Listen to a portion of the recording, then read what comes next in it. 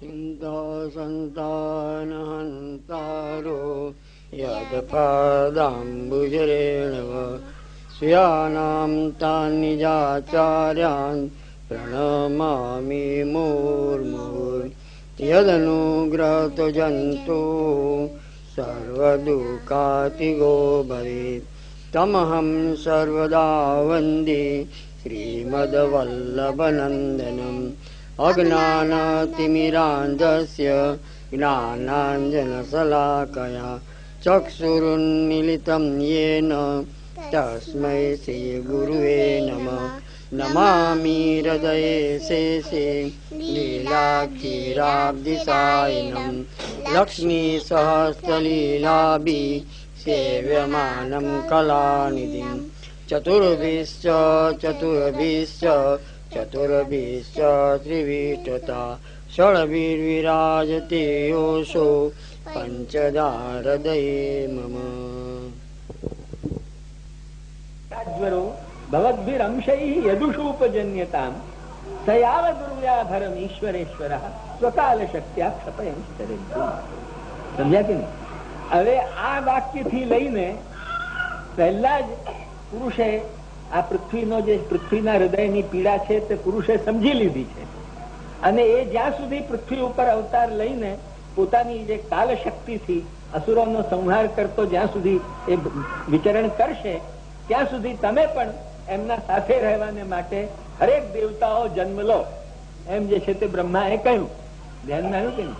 હવે આ વાક્ય ઉપરથી રામાનુજાદીને એ બધા લોકો એમ સમજે છે કે નારાયણ જ અવતાર લેવાનો છે.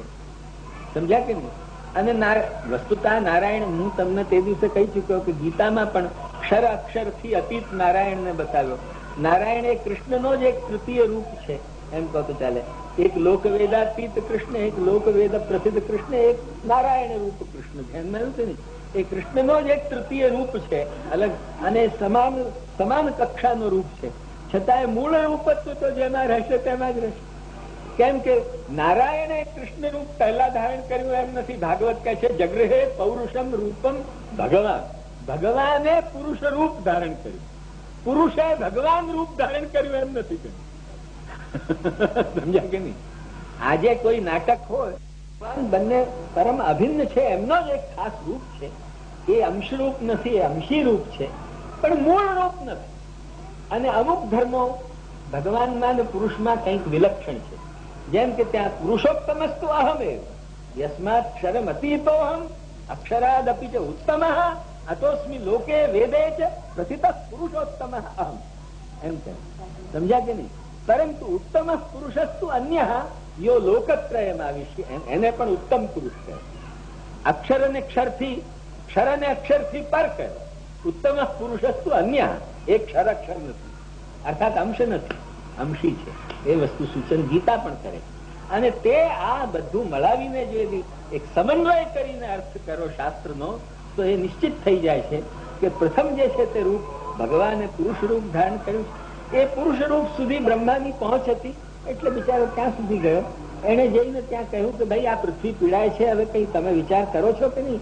તમે જ આટલા 23 અવતારો લઈને આ પૃથ્વીની રક્ષા કરી છે તો હવે પણ જરા તે વખતે 23 નહીં મતલબ 21 લઈને 2 બાકી હતા, 21 લઈને તો 22મો તો લો ભાઈ. એ રીતે જે છે તે કહેવા એ જ ગયો. સમજ્યા કે નહીં? બીજો કોઈ ગયો નહીં. જેની પહોંચ હોય તે જ જઈ શકે, બીજો કોણ જાય? ધ્યાનમાં આવ્યું? જેની ત્યાં સુધી ગતિ હોય તે જઈ શકે. એની ગતિ હતી બિચારાની એટલે દીકરો હોવાથી એને ત્યાં સુધી પહોંચ હતી એટલે ગયો. ત્યાં જઈને એને ત્યાં કહ્યું, એમણે કહ્યું કે આછો હું આવું છું. એ શા માટે કહ્યું? એ ત્રણેય સ્વરૂપ અભિન્ન હોવાથી, એ તૃતીય રૂપ હોવાથી હું આવું છું. એટલે એ સમજ્યો કે નારાયણ આવે છે.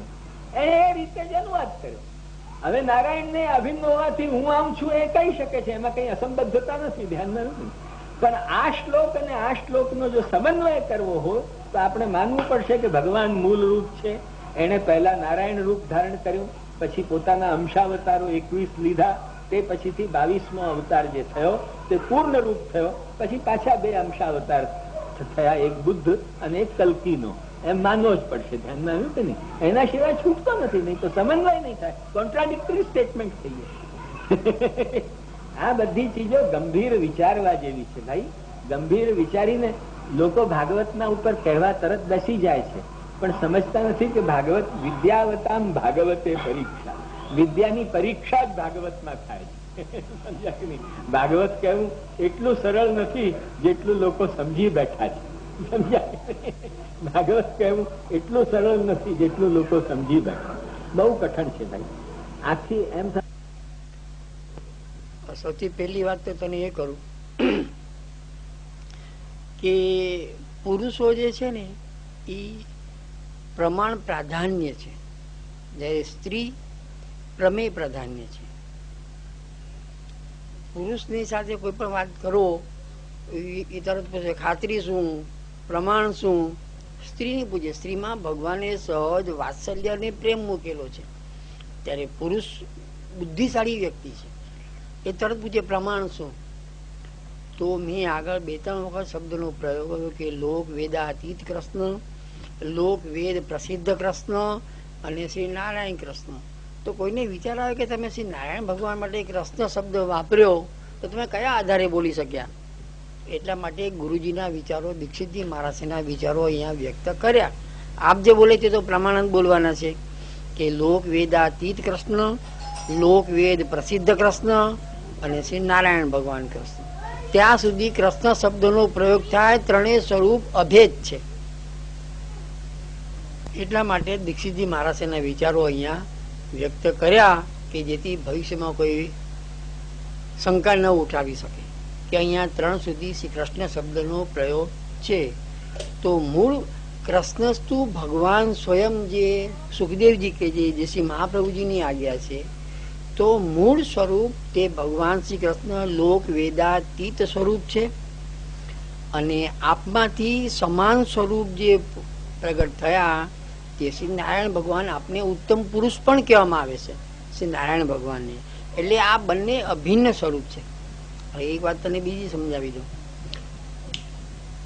લોક વેદાતીત સ્વરૂપે ઠાકોરજી ક્યાં બિરાજે છે? તો કે વ્રજમાં, નાથદ્વારામાં અને વ્રજમાં જે ઠાકોરજી બિરાજે છે તે લોક વેદાતીત સ્વરૂપ, જેને કૃષ્ણસ્તુ ભગવાન સ્વયં. શ્રી ઠાકોરજી ભૂતલ પર બિરાજ્યા 125 વર્ષ, 125 વર્ષ ઠાકોરજી ભૂતલ પર બિરાજ્યા. તો શ્રી મહાપ્રભુજી એમાંથી 11 વર્ષ અને 52 દિવસની ઠાકોરજીની જે વ્રજની લીલા હતી તેને જ સેવામાં પ્રકાર તરીકે રાખેલી છે.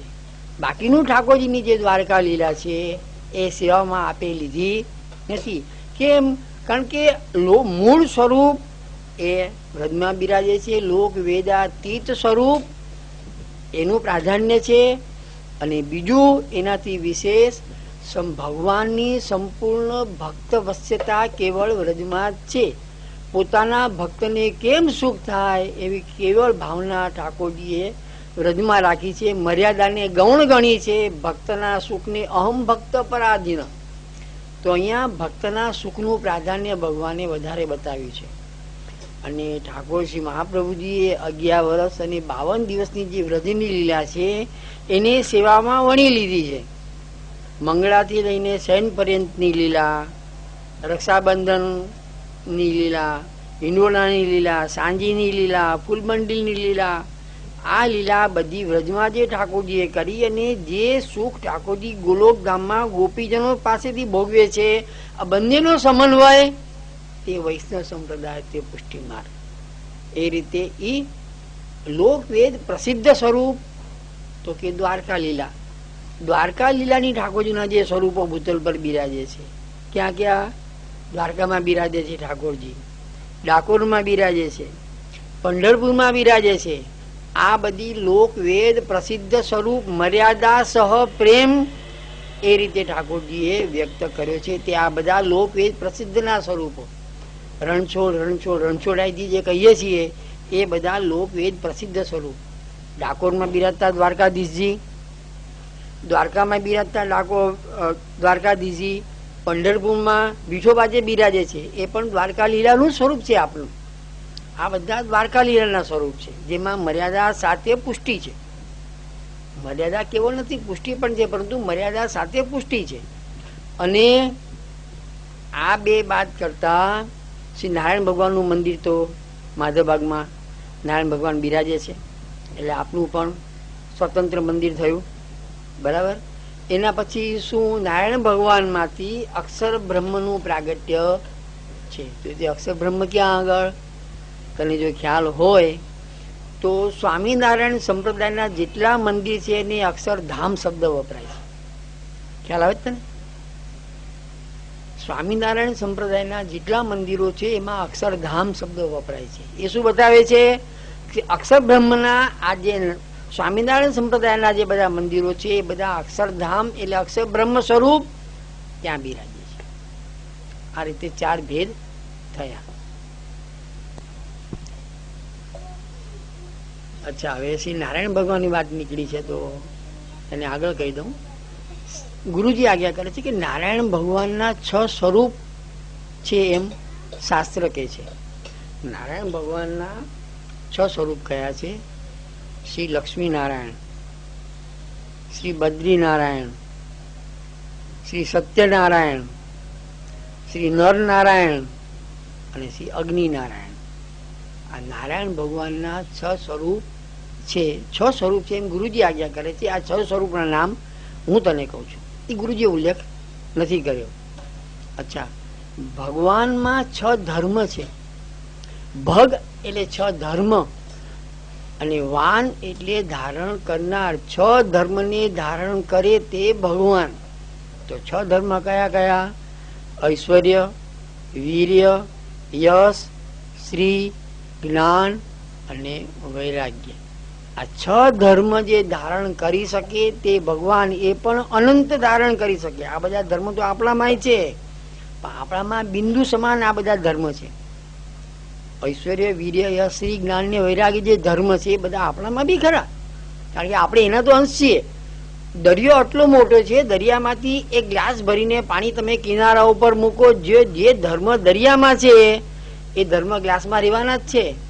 પરંતુ દરિયામાં સ્ટીમર તરી શકે, ગ્લાસમાં સ્ટીમર ન તરી શકે. ખ્યાલ આવે ને તને? દરિયામાં સ્ટીમર તરે, ગ્લાસમાં સ્ટીમર ન તરે. તો જે ધર્મ ભગવાનમાં છે એ ધર્મ આપણામાં છે, પરંતુ આપણામાં એ ધર્મ બિંદુ જેવા છે જેમાં નાવ ના ચાલી શકે. સમજો? તો એ પ્રમાણે નારાયણ ભગવાનમાં જે આ જે 6 સ્વરૂપ જે છે એની મેં મારી નાની બુદ્ધિથી આ પ્રમાણે ગોઠવેલા છે. હોઈ શકે આમાં ભેદ હોય.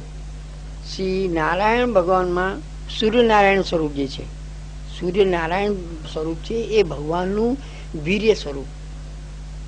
પછી લક્ષ્મીનારાયણ, એમાં ભગવાનનું શ્રી સ્વરૂપ. શ્રી એટલે લક્ષ્મીજી, ઠાકોરજી લક્ષ્મીજી સાથે વિરાજે છે એટલે શ્રી લક્ષ્મીનારાયણ. પછી બદ્રીનારાયણ, બદ્રિકાશ્રમમાં આપશ્રીએ તપ કર્યું છે. નરનારાયણ ઉભય સ્વરૂપે બદ્રિકા તપ કરેલું છે, ને તપ વખતે આપનું કયું સ્વરૂપ હોય? વૈરાગ્ય સ્વરૂપ હોય, એટલે એમાં વૈરાગ્ય સ્વરૂપ. નરનારાયણ, અર્જુનને જે ભગવાને ઉપદેશ આપ્યો તે નર તરીકે ઉપદેશ આપેલો છે, એટલે નરનારાયણ ત્યાં આગળ. તો એ આપનું જ્ઞાન સ્વરૂપ. જયારે આપ ઉપદેશ આપવા બિરાજેલા છે ભગવાન, તો એ આપનું જ્ઞાન સ્વરૂપ. અને 6 અગ્નિનારાયણ, એ આપનું યશ સ્વરૂપ છે. તો અગ્નિનારાયણ યશ સ્વરૂપ કેમ કહેવાય? એ બલદેવજી જે છે, શેષજી ભગવાન જ્યાં પોઢેલા છે, તો આપને જે બિરાજવાનું ધામ તે અક્ષર બ્રહ્મ. તો ક્ષીરસાગરમાં નારાયણ ભગવાન ક્યાં પોઢેલા છે? શેષજી ઉપર પોઢેલા. તો જે શેષજી જે છે, જે બલદેવજી તરીકે પ્રગટ થયા, એ અક્ષર બ્રહ્મનું સ્વરૂપ છે. આ નવનીત પ્રિય શાસ્ત્રીનું શ્રીમદ ભાગવત છે, એમાં આ ઉલ્લેખ છે કે બલદેવજી જે છે તે અક્ષર બ્રહ્મનું સ્વરૂપ છે, જેમાં ઠાકોરજી પોઢેલા છે. આપણે હમણાં આગળ આવી ગયું, ગુજરાતમાં સુરત આવેલું છે. ગુજરાત ઘણું મોટું છે, એમાં સુરત છે. એ પ્રમાણે અક્ષર બ્રહ્મ ખૂબ વ્યાપક છે, એમાં ભગવાનનું વૈકુંઠ ધામ આવેલું છે. જેવી રીતે ગુજરાતમાં સુરત છે, ગુજરાતમાં બરોડા છે, એ પ્રમાણે અક્ષર બ્રહ્મ જે છે એની અંદર વૈકુંઠ ધામ આવેલું છે, એવી રીતે ઉલ્લેખ આમાં આવે છે. અને બાકીના જે 22 અવતાર જે છે, 23 અવતારો, એ બધા શ્રી નારાયણ ભગવાનમાંથી બધા અવતાર છે. નૃસિંહ અવતાર, વરાહ અવતાર, વામન અવતાર, શ્રી રામચંદ્રજીનો અવતાર, જેટલા અવતારો છે એ બધા શ્રી નારાયણ ભગવાનમાંથી પ્રગટ થયેલા છે. કૃષ્ણસ્તુ ભગવાન સ્વયં, એમ વ્યાસજી અને શ્રી મહાપ્રભુજી કે છે. અનન્ય ચેતા સતતમ યો મામ સ્મરતિ નિત્યસઃ તસ્યાહમ સુલભ પાર્થ નિત્યયુક્તસ્ય યોગિન. હે પાર્થ, જે અનન્ય ચિત્તવાળો રહી નિત્ય મારું સતત સ્મરણ કરે છે તે નિત્યયુક્ત યોગીને હું સુલભ છું. આ શ્લોકથી પરમાત્માનું ચિંતન કરનારને અક્ષરથી પ્રાપ્તિ થવાના 3 પ્રકાર કયા. હવે ભક્તોને ભગવાનની પ્રાપ્તિ કેવી રીતે થાય તે કહે છે. ભગવાન સિવાય અન્ય સ્ત્રી, પુત્ર વગેરે લૌકિક વિષય અથવા અક્ષર વગેરે અલૌકિક વિષયમાં પણ ચિત્ત નહીં રાખતા, જે માત્ર ભગવાનમાં જ અર્થાત મારામાં ચિત્ત રાખે છે અને સદા નિરંતર મારું સ્મરણ કરે છે, તેવા નિત્યયુક્ત અથવા મારામાં નિત્ય અનુરાગ રાખનાર યોગીને નિરૂપમ મહિમાવાળો પુરુષોત્તમ ભગવાન વાસુદેવ હું પણ સુલભ છું. ભગવાન વાસુદેવની જેને પ્રાપ્તિ થાય તેને પુનર્જન્મ થતો નથી એમ સદાચારથી દર્શાવે છે.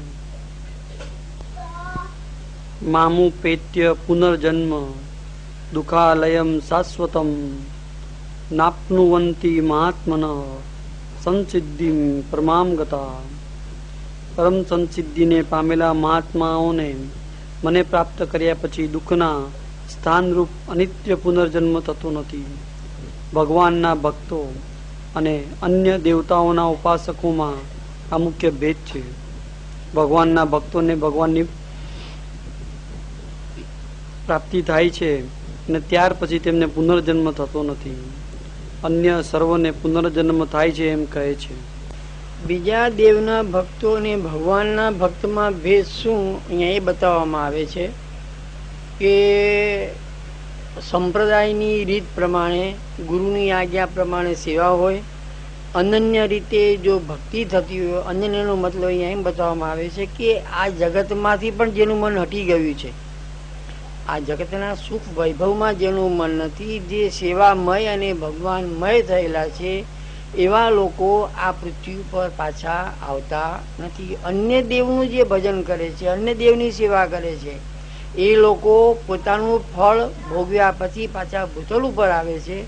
ભગવાનની જેણે સેવા કરી હોય ગુરુની આજ્ઞા પ્રમાણે અને અનન્યતાથી જો સેવા કરી હોય તો એ આ જન્મ મરણના ચક્કરમાંથી છૂટી જાય છે, એમ આજ્ઞા કરે છે. આ બ્રહ્મ ભુવના લોકા પુનરાવર્તિનો અર્જુન મામોપેત્ય તુ કૌંતેય પુનર્જન્મ ન વિદ્યતે.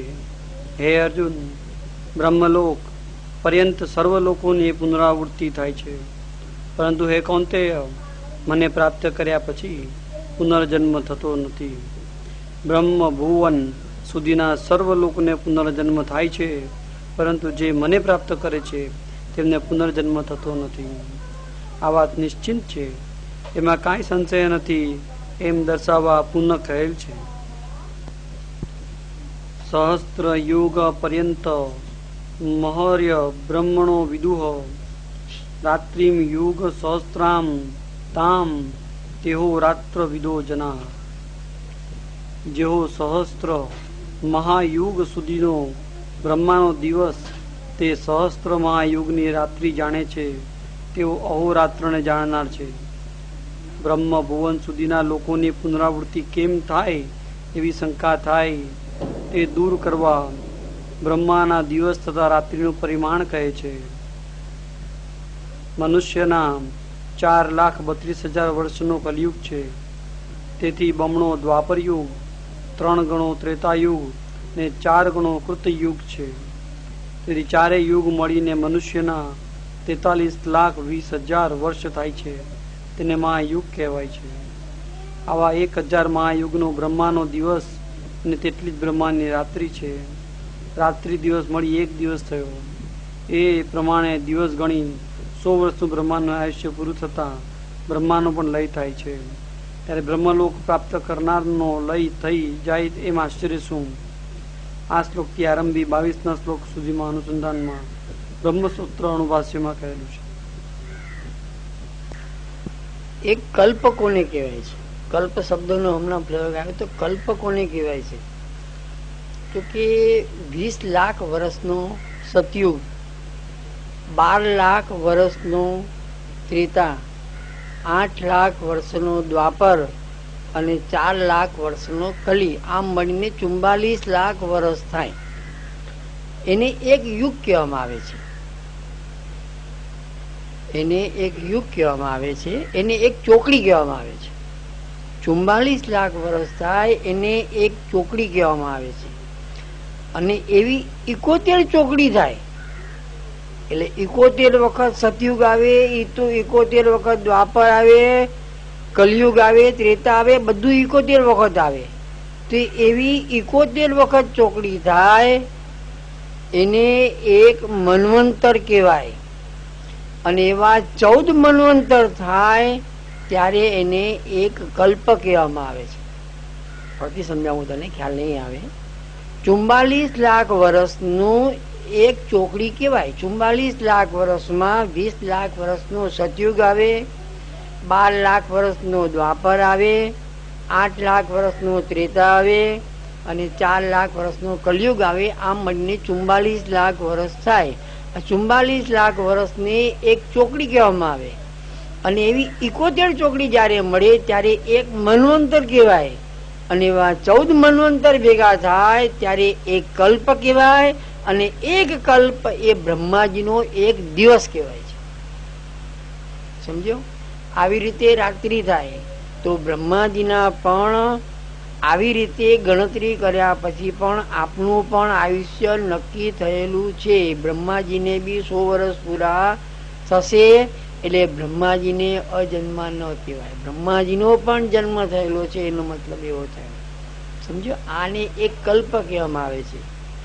તો શ્વેતવારા કલ્પ અને સારસ્વત કલ્પ, બે કલ્પ જે છે જેમાં મૂળ જે લોક વેદાતીત કૃષ્ણ છે તે ભૂતલ ઉપર પ્રગટ થાય છે. ખાલી બે જ કલ્પમાં, શ્વેતવારા કલ્પ અને સારસ્વત કલ્પમાં મૂળ જે લોક વેદાતીત કૃષ્ણ મૂળ પુરુષ, મૂળ સ્વરૂપ છે તે ભૂતલ ઉપર પ્રગટ થાય, શ્રી કૃષ્ણ તરીકે પ્રગટ થાય છે. અવ્યક્તા દ્વયક્તયઃ સર્વાઃ પ્રભવન્ત્યહરાગમે રાત્રયાગમે પ્રલીયન્તે તત્રેવા વ્યક્ત સંજ્ઞકે. દિવસ થાય ત્યારે વ્યક્તિઓનો અવ્યક્તમાંથી પ્રભવ થાય છે. રાત્રિ થાય ત્યારે તે જ અવ્યક્તમાં તેઓનો લય થાય છે. જ્યારે બ્રહ્માનો દિવસ થાય ત્યારે ભગવાનના ચરણરૂપ અવ્યક્ત અક્ષરમાંથી સમષ્ટિના મૂળભૂત અને તેમની પ્રકૃતિ સાથે ઉત્પન્ન થયેલ પરમેષ્ટિ બ્રહ્મામાંથી દેવ, મનુષ્ય, કીટ, તૃણ વગેરે સ્થાવર જંગમ સર્વ વ્યક્તિઓ પ્રગટ થાય છે. જ્યારે બ્રહ્માની રાત્રિ થાય ત્યારે તે જ અવ્યક્ત અક્ષરમાં સર્વ વ્યક્તિઓ લીન થઈ જાય છે. જ્યારે બ્રહ્માજીના દિવસની શરૂઆત થાય તો આ જગતની ઉત્પત્તિ થાય. ઉત્પત્તિનું મૂળ કારણ કોણ છે? અક્ષર બ્રહ્મ છે.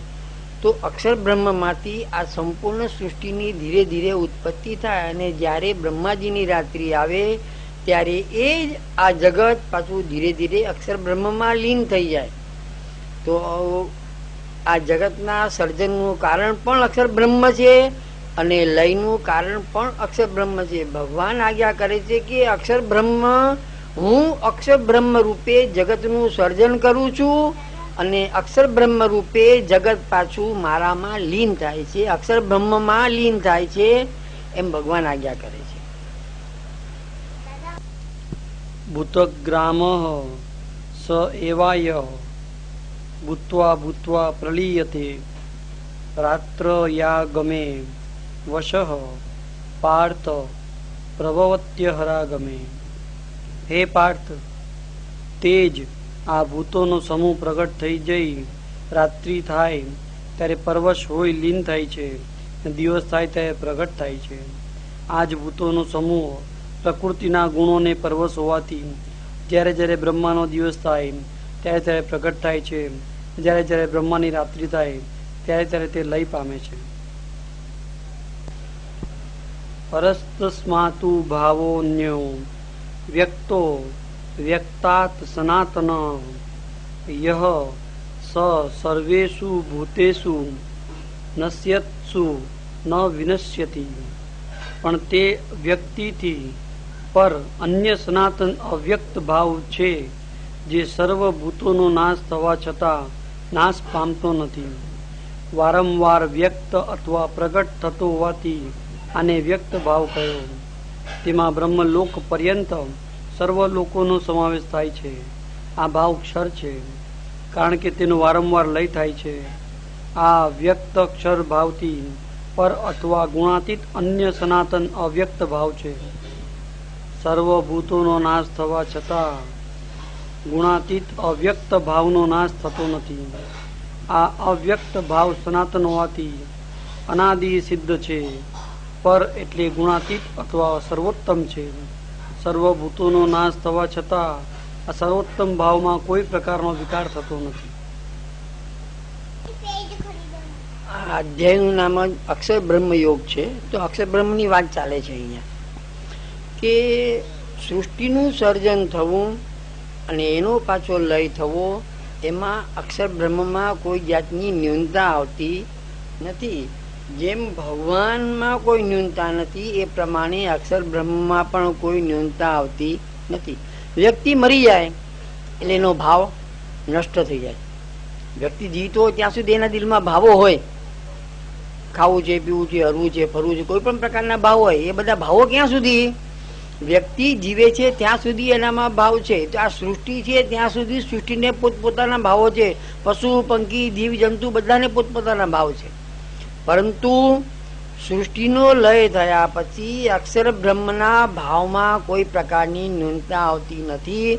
કારણ કે ભગવાન સનાતન સત્ય છે એ પ્રમાણે અક્ષર બ્રહ્મ પણ સનાતન સત્ય છે. અક્ષર બ્રહ્મમાંથી સૃષ્ટિ ઉત્પન્ન થાય છે અને પાછી અક્ષર બ્રહ્મમાં લીન થાય છે. તેમ છતાં અક્ષર બ્રહ્મમાં કોઈ જાતનું વિકાર કે એમાં કોઈ જાતની ન્યૂનતા આવતી નથી. એ બધું જગતમાં છે. અક્ષર બ્રહ્મના ભાવો એવાને એવા રહે છે. તો જગત સર્જનના ભાવ પણ અક્ષર બ્રહ્મમાં રહે અને પાછો લય વખતે પણ આપના ભાવો એવા ને એવા રહે. એટલે આ એક પ્રકારની અવિચલ પ્રક્રિયા ચાલ્યા જ કરે છે. એમાં અક્ષર બ્રહ્મને કોઈ ન્યૂનતા આવતી નથી. અક્ષર બ્રહ્મ જેના ચરણ છે, અક્ષર બ્રહ્મ જેના ચરણ છે એવા સાક્ષાત પૂર્ણ પુરુષોત્તમ ભગવાન જે છે. તો ગુરુજી એમ કહે છે કે આપે ભૂતલ ઉપર પ્રગટ થઈ, ભગવાન શ્રી કૃષ્ણની સ્તુતિ કરે છે કે આપે ભૂતલ ઉપર પ્રગટ થઈ કંસને ને બીજા આસુરોને માર્યા. એ કોઈ મોટું પરાક્રમ કર્યું એવું અમને તો લાગતું નથી. એ તો હવે જ્યાં સૂર્ય ને ચંદ્ર આપના વશમાં છે, વાયુ આપના વશમાં છે, તો આ બધા મચ્છરોને માર્યા એવું કે મોટું પરાક્રમ અમને દેખાતું નથી. પરંતુ વિશેષ પરાક્રમ ક્યાં છે? તો કે આપ જ્યારે વ્રજમાં પધારી ગોપ બાલક તરીકે વ્રજમાં પ્રગટ થયા, ગાયોને ચરાવી અને સખ્ય ભાવનું સુખ જે અષ્ટસખાઓને આપ્યું, એ ભાવ એને એ આપની જે ક્રિયા છે, એ આપની લીલા છે, એ અમારા હૃદયને આર્દ્ર કરી દે છે. આ સંપૂર્ણ સૃષ્ટિનો માલિક જે સૂર્ય ને ચંદ્ર જેના વશમાં છે અને એ ભૂતલ પર પ્રગટ થઈને આમ ગળામાં હાથ નાખીને સખાની સાથે ફરે છે. આપની આ જે ભક્ત વશ્યતા છે, વિનોદ કરવાની આપની આ જે વૃત્તિ છે, એ અમારા હૃદયને આર્દ્ર કરી દે છે. અમારું હૃદય ભક્તિથી તરબોળ થઈ જાય છે કે આ જગતનું નિયંતા એક નાનો બાલક બની ગાયની સાથે ચરવા માટે વનમાં પધારે છે અને અષ્ટસખાઓને ગળામાં હાથ નાખીને ફરે છે. આપની આ જે લીલા છે એ લીલાથી અમારું હૃદય આર્દ્ર બની જાય છે. અવ્યક્તોક્ષર ઇત્યુક્તસ્માહુ પરમામ ગતિમ યમ પ્રાપ્ય ન નિવર્તન્તે તદ્ધામ પરમમ મમ. અવ્યક્તને અક્ષર કહે છે, તેને પરમ ગતિ કહે છે. તેને પ્રાપ્ત કરી પાછા ફરતા નથી, તે મારું પરમ ધામ છે. આ અવ્યક્તને અક્ષર કહે છે કારણ કે તે મારા ચરણાંશ રૂપ હોવાથી તેનામાં વિકાર થતો નથી. તેને જ પરમ ગતિ કહે છે કારણ કે તે અક્ષરને પ્રાપ્ત કર્યા પછી કોઈ સંસારમાં પાછું આવતું નથી. આ અક્ષરનું મહાત્મ્ય મારા સંબંધને લઈને છે એમ દર્શાવવા તે અક્ષર મારું પરમ ધામ છે એમ કહે છે. મારા ધામમાંથી જ પુનઃ સંસારમાં આવવાનું હોય નહીં. અહીં અવ્યક્ત અક્ષર બ્રહ્મને કહેલ છે. તેનો અર્થ જીવ અથવા પ્રકૃતિ થઈ શકે નહીં, કારણ કે જીવ અથવા પ્રકૃતિ પરમ ગતિ કહેવાય નહીં. તેમજ જીવ અથવા પ્રકૃતિને પ્રાપ્ત કરી પુનઃ જન્મ ન થાય એમ પણ કહી શકાય નહીં. આ અક્ષરની પ્રાપ્તિ કરવા ઉપર પ્રમાણે સાધન આવશ્યક છે, પરંતુ મારી પ્રાપ્તિ માત્ર અહેતુકી ભક્તથી જ થાય છે એમ કહે છે. અહીંયા ભગવાન આપના ચરણનું મહાત્મ્ય બતાવે છે. અહીંયા ભગવાન આપના ચરણનું મહાત્મ્ય બતાવે છે કે જે જ્ઞાનીઓ જે છે, ભક્તિ નથી પરંતુ જ્ઞાન પ્રાપ્ત કર્યું છે. વેદ, ઉપનિષદ, બ્રહ્મસૂત્ર, ભગવદ્ ગીતા, શ્રીમદ ભાગવત, આમાં ખૂબ ઊંડાણ સુધી જેને અધ્યયન કરેલું છે એ બધાનો લય અક્ષર બ્રહ્મમાં થાય છે.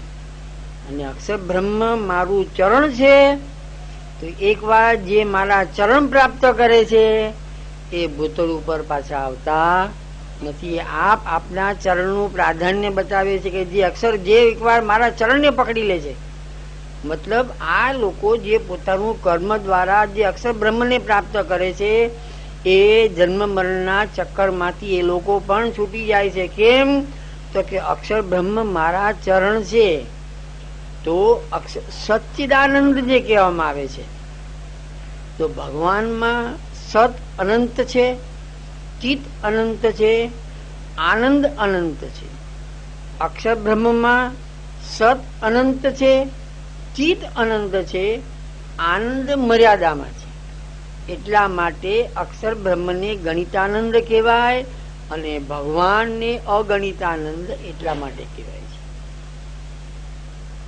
ભગવાન આજ્ઞા કરે છે કે જ્ઞાન દ્વારા વ્યક્તિઓ અક્ષર બ્રહ્મમાં લય પામી શકે, પરંતુ મને પ્રાપ્ત કરવો હોય તો જ્ઞાન સહ ભક્તિ હોય તો જ હું પ્રાપ્ત થાઉં.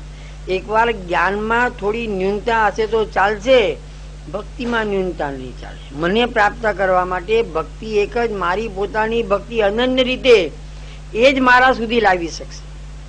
બાકી કેવળ જે જ્ઞાનમાં ડૂબેલા છે એ લોકો અક્ષર બ્રહ્મ સુધી આવી શકે છે, પરંતુ અક્ષર બ્રહ્મ મારા ચરણ છે એથી એમને ફરીથી આ ભૂતલ ઉપર પુનરપી જનનમ પૂર્ણપી મરણમ પૂર્ણપી જનની જઠરે શયનમ એ ચક્કરમાંથી એ લોકો પણ છૂટી જાય છે.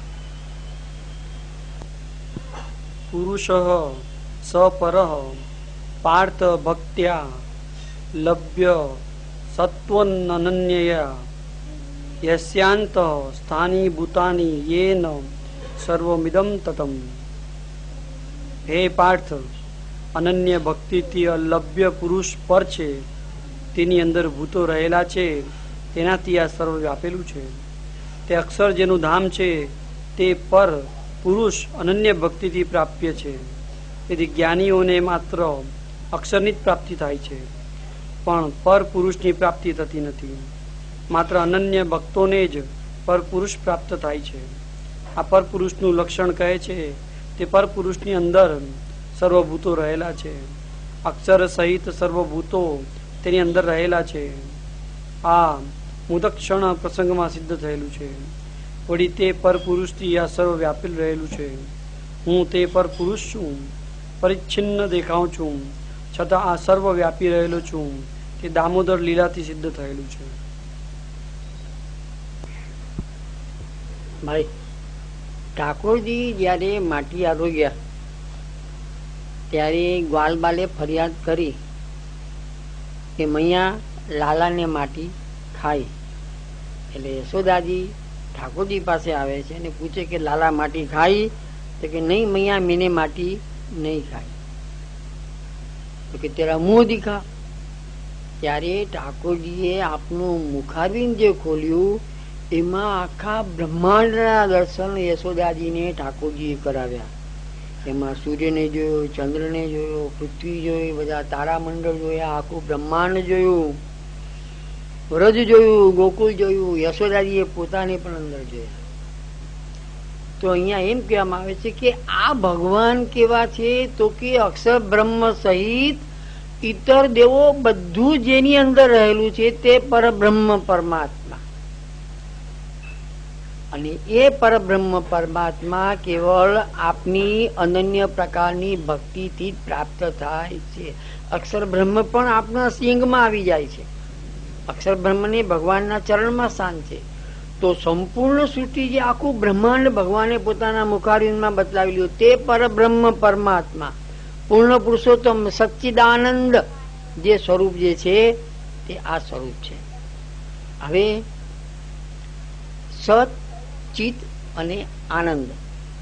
તો ભગવાનમાં સત અનંત છે, ચિત અનંત છે, આનંદ પણ અનંત છે. અનંત એટલે ઇન્ફિનિટી, જેની ગણના ન થઈ શકે એવો ભગવાનમાં આનંદ છે. ચિત્ત પણ આપણામાં અનંત છે, સત પણ અનંત છે.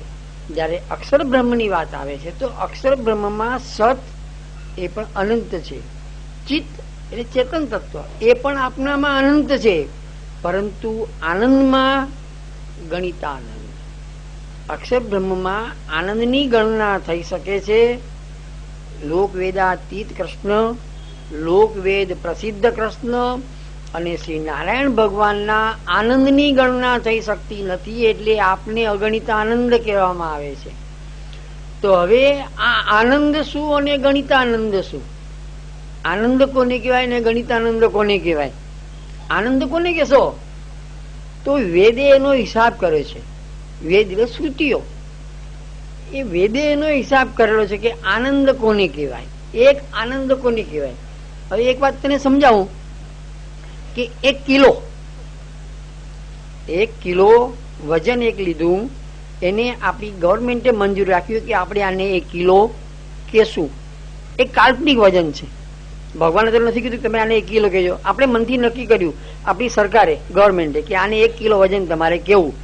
અચ્છા, એ પ્રમાણે 1 કિલોમીટર, ભગવાને તો કિલોમીટર માપ નથી આપ્યું, એ પણ આપણે કલ્પનાથી માપ નક્કી કર્યું કે ભાઈ આટલાથી આટલા અંતરની 1 કિલોમીટર કેવું. સમજ્યો?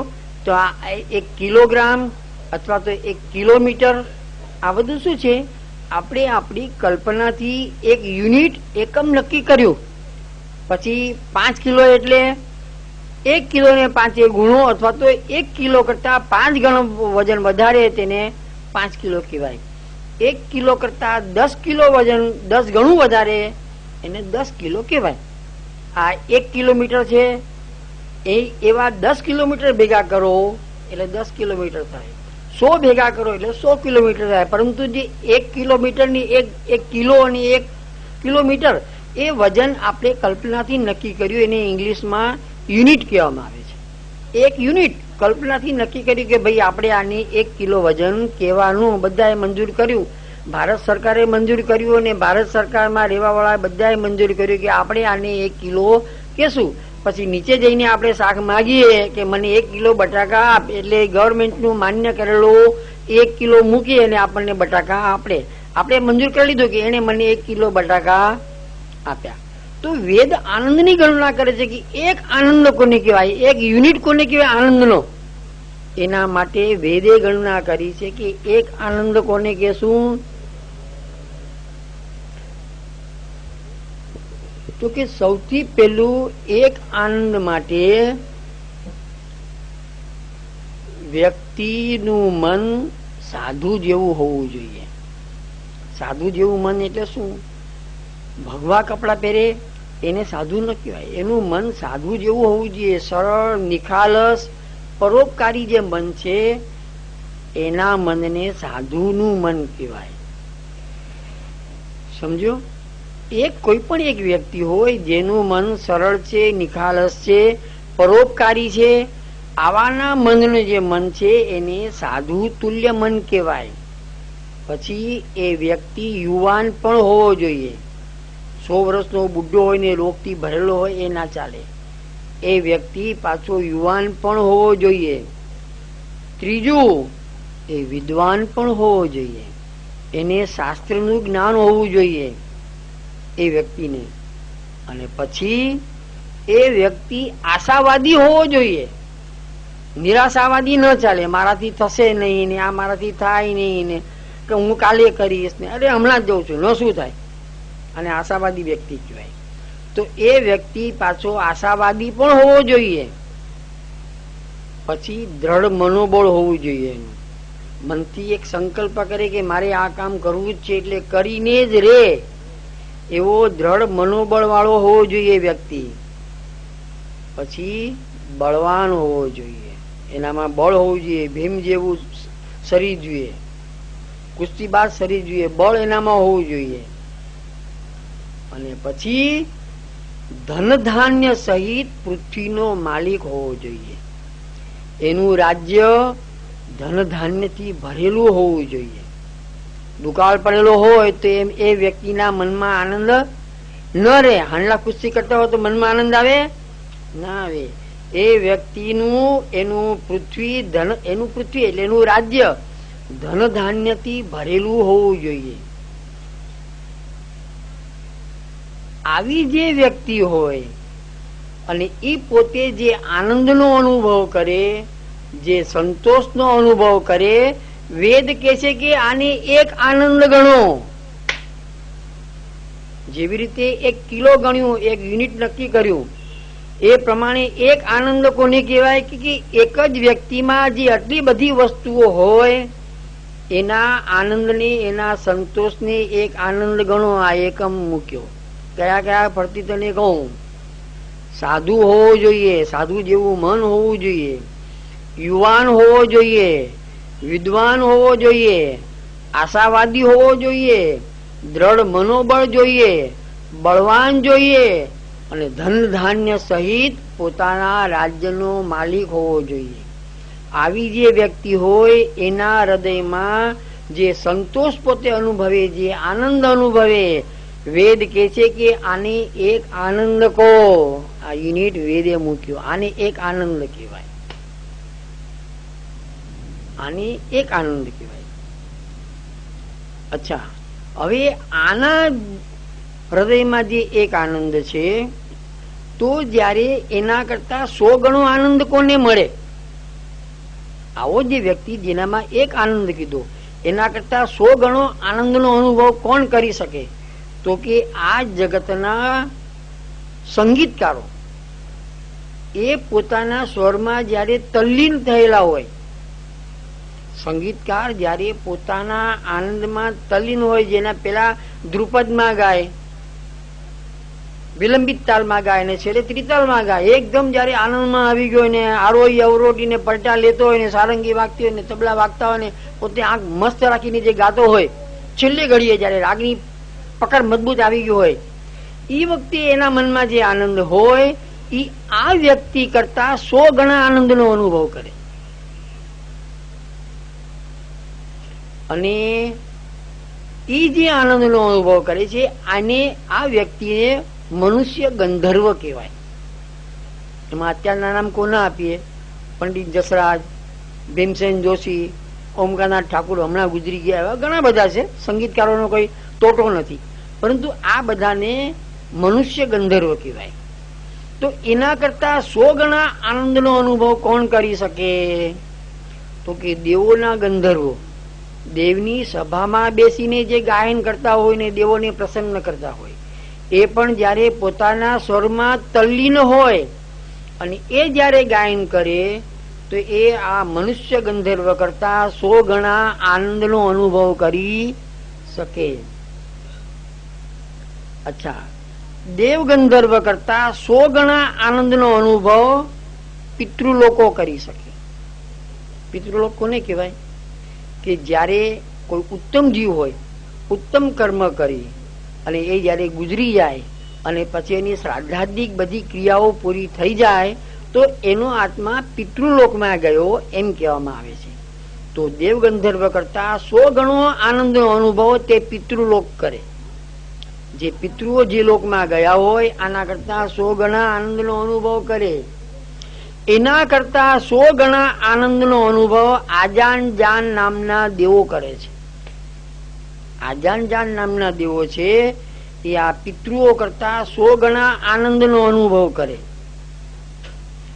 એના કરતા 100 ગણા આનંદનો અનુભવ કર્મદેવો કરે. જે કર્મ કરી ઉત્તમ કર્મ, કર્મ કહેતા સામાન્ય કર્મની વાત નથી, વેદોક્ત કર્મ જેને વેદ પ્રમાણ ગણે છે એવા કર્મ કરી વર્ષોની આરાધના પછી જે એ કર્મદેવનું